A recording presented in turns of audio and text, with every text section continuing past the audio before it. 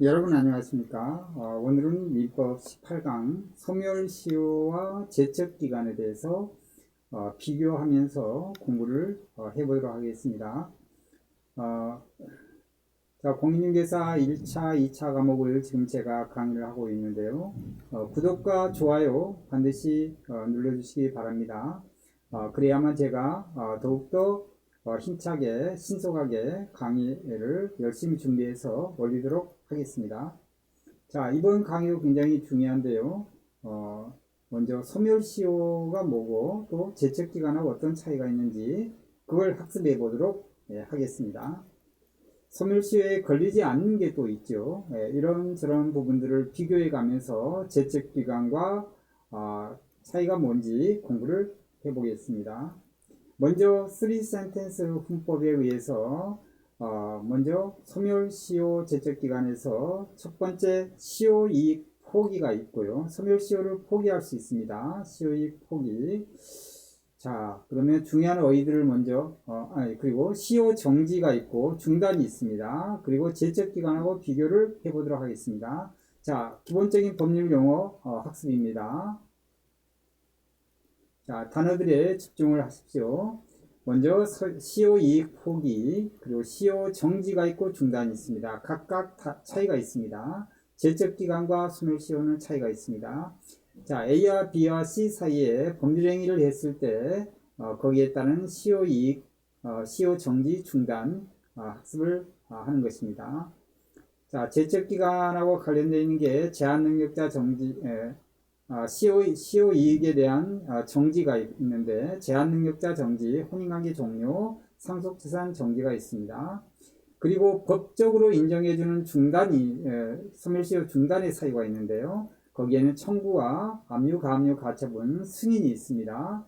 자, 그러면 여기에 따른 공부를 하겠는데요. 먼저 민법의 조항을 가지고 공부를 해보도록 하겠습니다.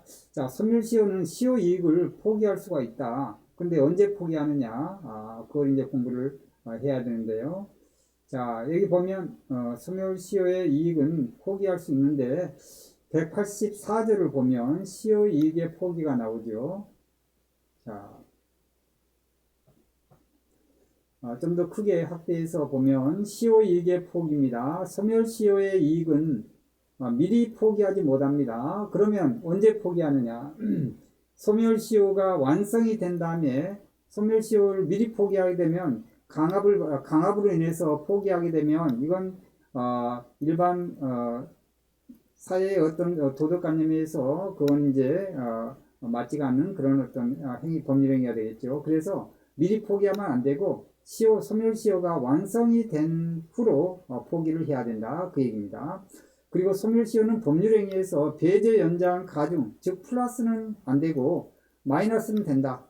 이렇게 이해를 하시면 됩니다. 이게 바로 소멸시효의 이익에 관련되는 것입니다.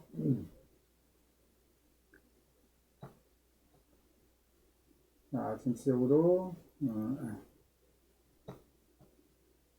자, 그 다음에 소멸시효의 이익은 포기를 할 수 있는데 소멸시효가 완성이 된 이후로 포기를 해야 된다 그 얘기입니다. 그 다음에 이제 중요한 것은 소멸시효의 정지인데요. 정지와 중단이 다르다. 정지는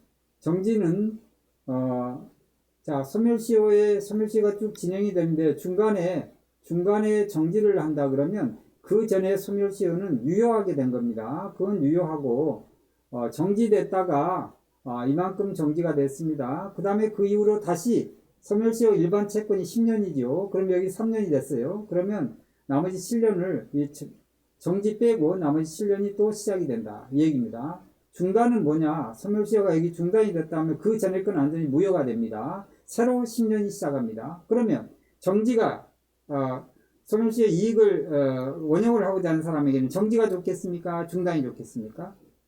중단이 좋습니다. 왜냐하면 새로 소멸시효가 시작하기 때문에 그만큼 기간이 연장은 아니지만 연장 효과가 있다. 그 얘기입니다. 새로 소멸시효가 또 시작을 하니까 그 전에 건 지나간 건 없는 것으로 한다. 그 얘기입니다.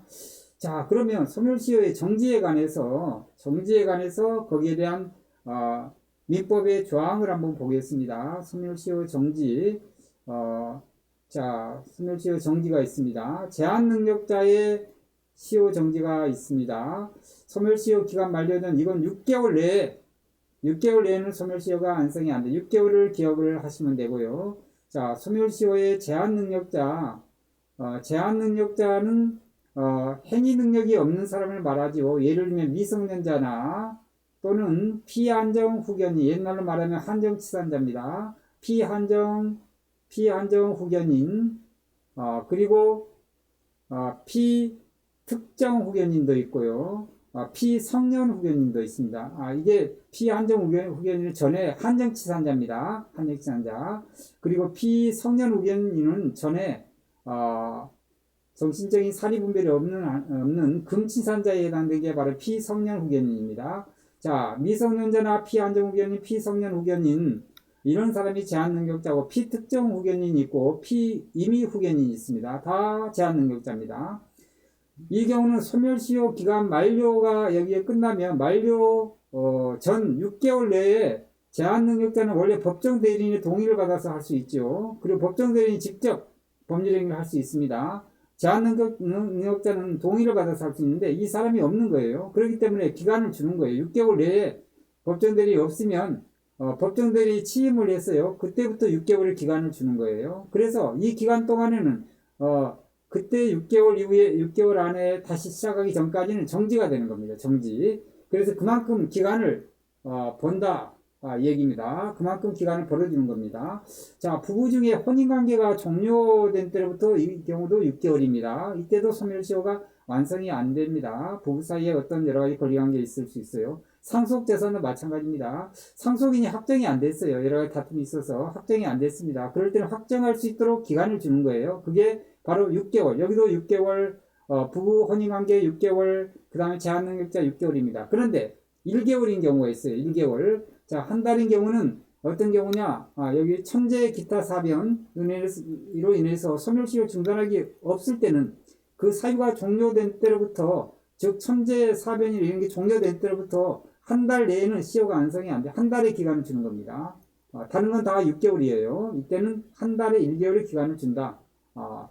천재지변이나 이런 걸로 인해서 소멸시효 소송을 제기 못할 수가 있지요. 그러면 소멸시효 중단이 안 되지요. 그래서 한 달의 여유를 준다. 그 얘기입니다. 자, 그 다음에 이게 바로 소멸시효의 지금 정지에 대한 거고, 소멸시효의 중단이 있는데요. 소멸시효의 중단은 법정 중단도 있습니다. 법정 중단. 예, 법정 중단이 중요합니다. 소멸시효의 중단은 법정 중단만 암기하고 있으면 될 겁니다. 거기에는 이제 청구, 압류, 가압류, 가처분, 승인이 있는데, 자, 여기를 보시면 소멸시효 중단 사유가 나오죠. 자, 여기에는 청구가 있고, 그리고 압류 또는 가압류, 가처분, 승인이 있습니다. 청, 압, 승 이렇게 외우시면 됩니다. 청, 첫 글자 압, 그 다음에 승 이렇게 외우시면 됩니다. 자, 이 용어가 좀 생소한데 청구란 게 뭐냐? 소를 제기한다는 얘기입니다. 소 제기하기 전에 채고를 보낼 수 있죠. 내용 증명으로 금전 소비대차에 의해서 왜 너는 나한테 돈을 내가 빌려줬는데 왜 A는 돈을 안 갚냐? 그래서 B가 내용 증명을 보낼 수 있습니다. 이런 것도 하나의 채고에 해당됩니다. 자, 이 채고가 바로 뭐냐? 아니면 소송을 또 제기할 수 있겠지요.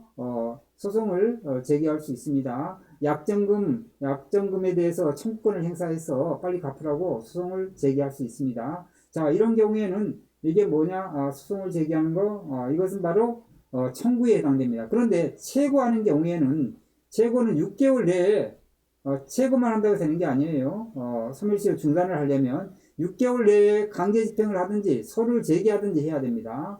이게 채고는 6개월의 기간이 필요해요. 소를 제기하든지 6개월 내에, 그 다음에 강제 집행을 하든지 해야 됩니다. 그래야만 소멸시효가 중단이 된다. 그 얘기입니다. 압류, 당연히 중단이 되겠죠. 왜냐하면 법적으로 확정의 집행권을 받게 되면 그때부터 또 일반 채권은 10년이 되는 것입니다. 그래서 이 법적으로 압류나 가압류, 가처분으로 인해서 나중에 집행권을 만들 수가 있습니다. 자, 승인인 경우는 좀 특이한 경우인데요.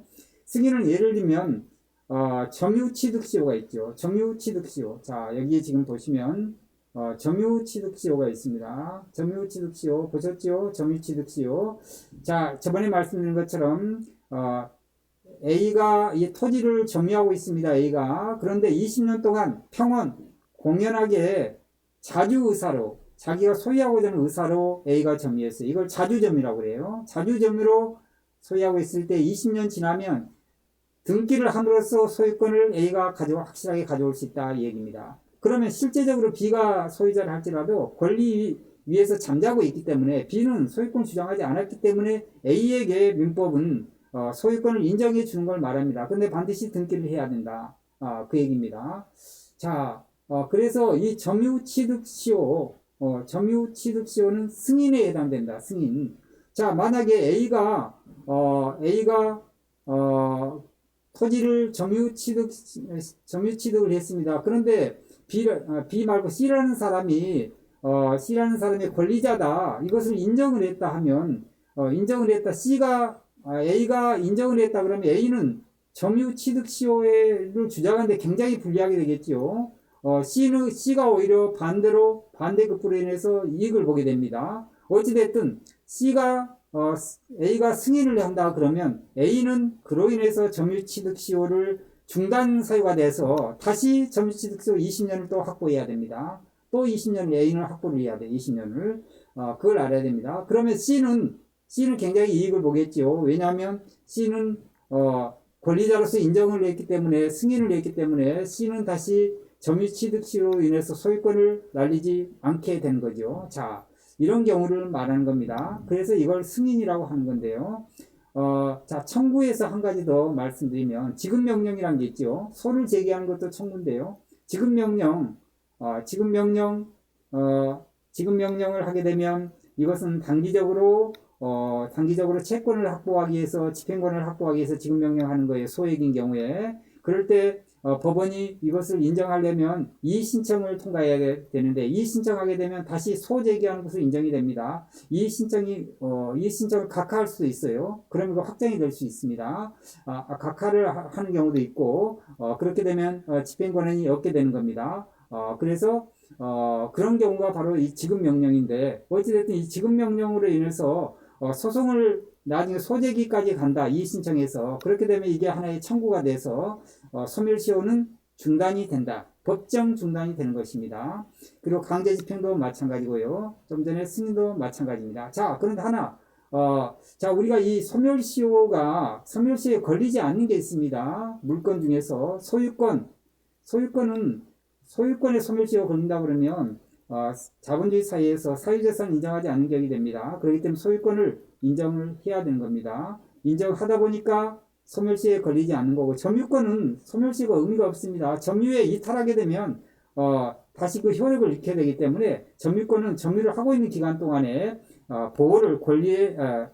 법의 보호를 받는 걸 말합니다. 유치권도 마찬가지입니다. 유치함으로써 상계할 것도 있고 그 다음에 거기에 대한 채권이 있기 때문에 공사비 채권을 받기 위해서 유치권 행사하는 겁니다. 유치권 행사를 포기하게 되면 소멸시효와 관계없이 권리를 포기하게 되기 때문에 유치권이 없어진다 이렇게 봐야 되는 것입니다. 자, 그래서 이런 것은 소유권, 점유권, 유치권은 소멸시효에 걸리지 않는다 그 얘기입니다. 담보물권은 거기에 채권이 있습니다. 저당권 설정할 때 담보물권 채권이 있죠. 그게 바로 피담보채권입니다. 피담보채권 들어보셨죠? 이 담보물권 저당권이 성립하려면 피담보채권이 있어야 된다. 그 얘기입니다. 피담보채권입니다. 즉 거기에 따라서 채권이 있어야만 물권을 설정을 하는 거죠. 서로 차용관계가 있든 뭐가 있든. 자, 이 담보물권은 이것은 물건이기 때문에 여기에 소멸시효가 걸리지 않는 거죠. 왜냐하면 이 피담보채권하고 같이 움직이는 겁니다. 그래서 이건 소멸시효에 걸리지 않는다. 이렇게 말을 할 수가 있습니다. 자, 그 다음에 이제 제척기간은 법원이 이걸 인정을 하는 거예요. 왜냐하면 소멸시효는 소멸시효 이익을 주장한 사람이 원형을 해야 돼요. 원형. 이걸 원형이라고 하는데 원형을 해서 자, 소멸시효의 기간이 지나서 이 사람은 B라는 사람이 A가 권리를 주장하는데 자, 채권이 10년입니다. 근데 12년이 지났어요. 그러면 소멸시효가 10년이니까 더 이상 일반 채권을 주장할 수 없다. 그렇게 하게 되면 B가 소멸시효가 완성이 됨으로써 이익을 보게 되는 것이죠. 원형을 그런데 반드시 법원에서 해야 된다. 그 얘기입니다. 주장해야 됩니다. 제척기간은 법원에서 판사가 제척기간을 다 법률의 하나의 그 규정으로서 민법에서 나와 있기 때문에 그것은 당연히 법원에서 인정을 하고 그걸 원용을 하고 하기 때문에 이 개인이 원고 피고가 주장을 하는 건 아니라는 겁니다. 제척기간. 그렇지만 이 기간은 암기를 좀 해야 되는 게 있습니다. 제척기간. 자, 그러면 제척기간 한번 보겠습니다. 뭐가 있느냐. 점유보호 청구권이 있습니다. 점유보호 청구권은 이 전문물 토지에 대해서 예를 들면 여기 토지가 있는데 B가 방해를 냈다 그러면 이 방해를 배제하는 걸 청구를 말하는 겁니다. 이 점유보호 청구권은 기간을 한번 봐야 되는데요. 자, 암기를 좀 해야 되는 부분이 점유보호 청구권을 좀 더 크게 확대를 해보겠습니다. 자, 여기는 지금 점유보호 청구권. 점유보호 청구권은 점유물 방해를 받거나 방해 염려가 있을 때 제거 청구권인데 이건 방해 종료일로부터 이것은 방해 종료일로부터 점유보호 청구권은 1년입니다. 1년. 방해가 종료돼야 돼요. 그리고 점유보호 청구권을 주장할 수 있는데 1년이라는 기간을 알아야 됩니다. 자, 이게 바로 딱 1년 기간 정해져 있기 때문에 이건 제척기간입니다. 제척기간에 해당되는 거 암기하셔야 됩니다. 점유보호 청구권, 매수인의 담보 책임 추구권. 자, 매수인의 담보 책임 추구권입니다. 매수인의 담보 책임 추구권은 자, 예를 들면 B가 A에 대해서 매수인 이 A가 권리에 어떤 하자가 있는 거, 일부 하자가 있는 것을 B에게 매매 형식, 계약 형식을 통해서 B에게 만약에 소유권을 넘겼다 하면 B는 굉장히 손해를 보겠지요. 그래서 여기에 권리의 일부가 타인에게 속한 경우나 매매 목적이 된 권리 일부가 타인에게 속함으로써 매수인에게 일부를 이전을 못하는 경우에 그때는 대금의 감액을 청구할 수 있겠지요. 자, 이런 경우에 바로 매수인의 담보 책임 추구권이 있다. 그 얘기입니다. 이 기간은 기간을 보시면 매수인의 담보 책임 추구권은 계약일로부터 1년인 경우가 있는데 또는 안날부터 1년입니다. 자, 이 경우는 매수인이 자, A와 B 사이에 계약을 했습니다. 그런데 이 A가 이 토지에 하자가 있습니다. 하자가 있는 걸 그대로 B에게 넘겼어요. 잘 기억하세요. 하자가 있는데 권리의 하자가 있습니다. 예를 들면 이 토지에 가처분이 있어요. 근데 이 상태를 B도 인지를 못했습니다. 어느 날 갑자기 계약에서 잔금 치르기 전에 가처분이 들어왔다 하면 이로 인해서 B는 피해를 보게 되겠죠. 그러면 이 권리의 하자가 있는 것입니다. 그러면 이 B는 그 사실을 나중에 소유권 넘길 때까지 몰랐어요. 다 넘긴 다음에 그 사실을 알았어요. 안날부터 1년입니다. 1년.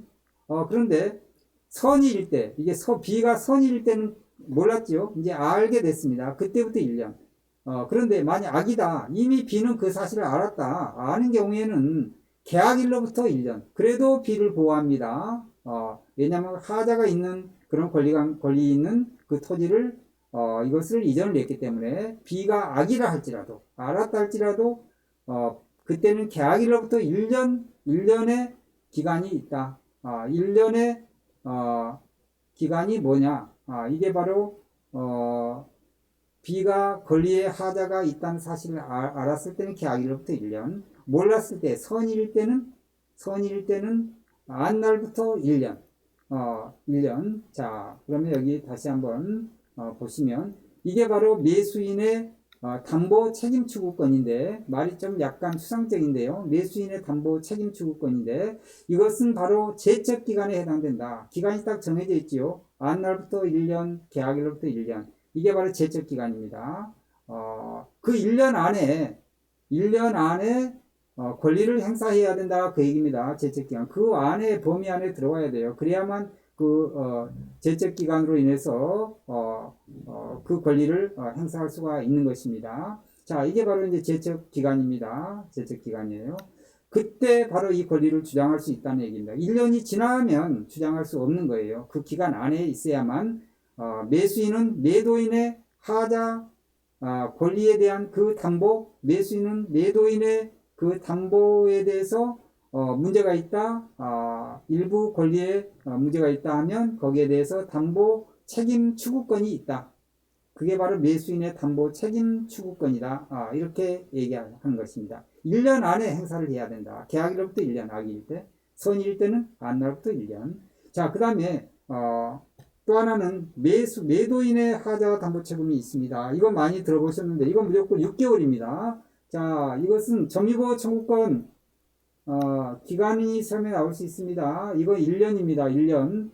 매수인의 담보책임 주구권은 이것도 1년인데 계약일로부터 1년 아니면 안날부터 1년 둘 다 1년이에요. 점유보호 청구권과 마찬가지고요. 이 점유보호 보호 청구권은 언제 행사한다고 그랬죠? 거기에 장애가 없을 때 그때 행사하는 겁니다. 매도인의 하자담보 책임은 예를 들면 집에 물이 마신다거나 이런 하자가 있는 경우에 이걸 소유권을 넘긴 경우에 그런 경우도 마찬가지입니다. 매도인 하자담보 책임은 6개월 안에 권리 행사를 해야 된다. 6개월. 이건 6개월입니다. 자, 그 다음에 또 다른 법률 조항을 한번 보면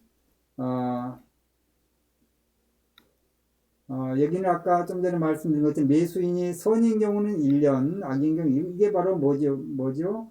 이것은 바로 매수인의 담보 책임 추구권을 말한 겁니다. 여기 이게 바로 1년입니다. 1년. 그러면 취소권은 뭐냐? 자, 이 취소권 중요합니다. 취소권 우리가 법률행위할 때 취소할 수 있죠. 이 취소권은 제척기간이다. 반드시 이걸 알아야 됩니다. 제척기간입니다.